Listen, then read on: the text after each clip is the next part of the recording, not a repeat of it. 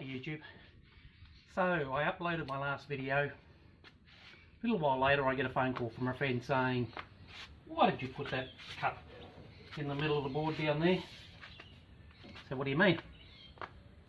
He said, why didn't you just notch here so that it went round it? Yeah, that's a good question. Why didn't I? I guess it's one of those sort of things when you're doing something live on camera, you don't necessarily think about the obvious things sometimes. So I went down to Bunnings and grabbed myself a new sheet of 16mm MDF. The original was 12mm, so I thought, well, while we're at it, why not just upgrade it to 16mm and make it super tough. I'm only typing on here. I'm probably over-engineering it. Should probably call the channel Dodgy Brothers Over Engineering rather than engineering. But by the time I'm finished with it, I'll probably be able to do star jacks on it. Not that I need to. Well, I probably do need to actually. So let's get this up, get it marked, and we'll cut out a new piece. Okay, so moving on to determining how much I need to chop out. I've done that by the first step, rotating the board till it touches the underside of this metal bar here. I've then drawn a line on this side of the bar here, which tells me the minimum distance I need to rotate it out. And then the second thing I did was take this high-tech device, place a mark on it with a pencil, line it up with the end of the board on the other end, rotate it up till I can see the mark on this side of the bar, and just keep moving it towards the back of the stand until such times as that becomes visible. You can see here, as I rotate, I can't see it, but as I move further away, the line becomes visible, and that becomes my back point here. So in essence, this little piece here is all I really need to cut out in order to avoid putting the cut in the board. So yes, my friend was right, that was a simple way of doing it. So now time to go back inside, do a bit of drawing, make a couple of minor changes and chop out the new board. I don't normally show this part, but I thought I might just make it a little bit interesting. But this is the drawing of what the board looks like in terms of a three-dimensional object before I cut it out. I've made the modification over here on the right, as you can see.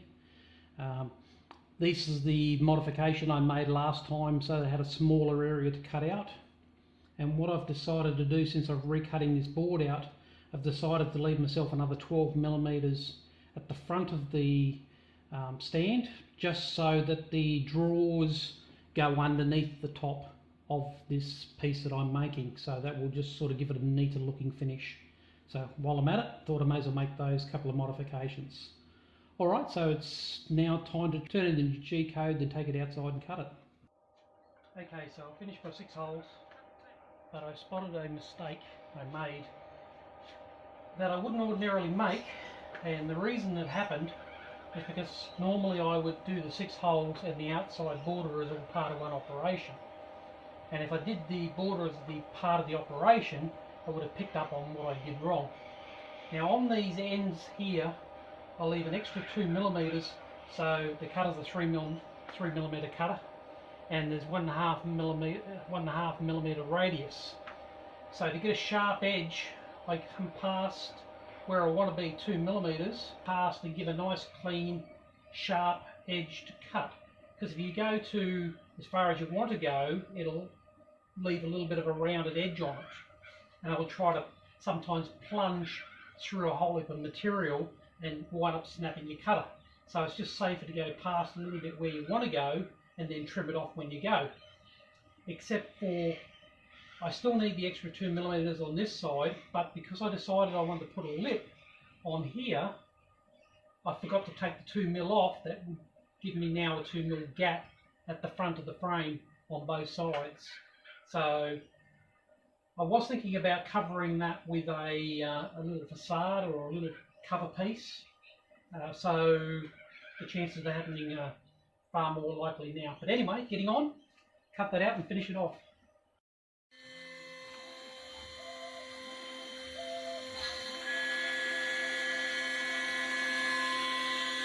So there you see why I leave that extra 2mm on there.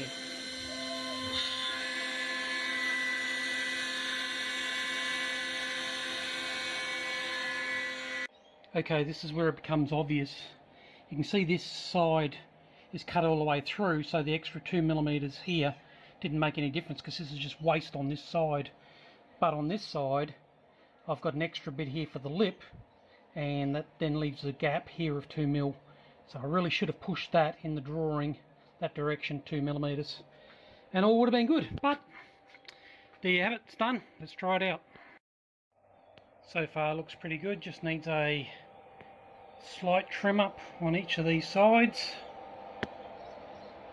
and that should slip into position. A couple of strokes with the file and we're done. There's the gap that I should have eliminated. Okay, tiny bit of fettling later, and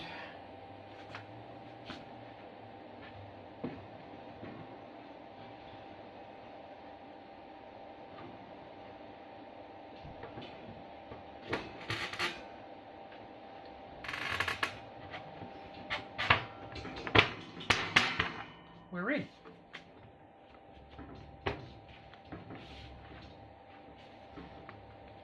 Let's take a look.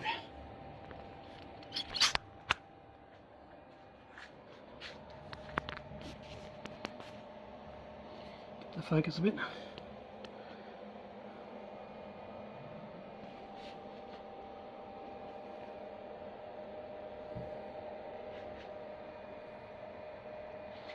see these two front ones where I got a little bit carried away. More so this one than the other one. But all in all, quite happy with it.